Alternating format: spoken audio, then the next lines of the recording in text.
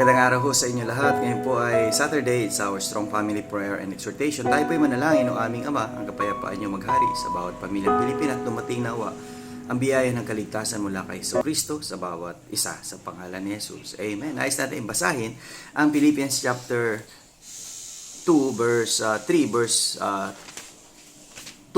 Fulfill ye my joy that you be like-minded, having the same love, being of one accord, of one mind. Well, ito po yung kagalakan na lubusin na natin na tayo sana magkakaroon ng isang isipan na ipahayag ang mabuting balita, ipahayag si Kristo sa bawat pamilyang Pilipino, kasi Yesu Kristo makapagbibigay ng kapayapaan, makapagbibigay ng buhay na walang hanggan sa bawat isa.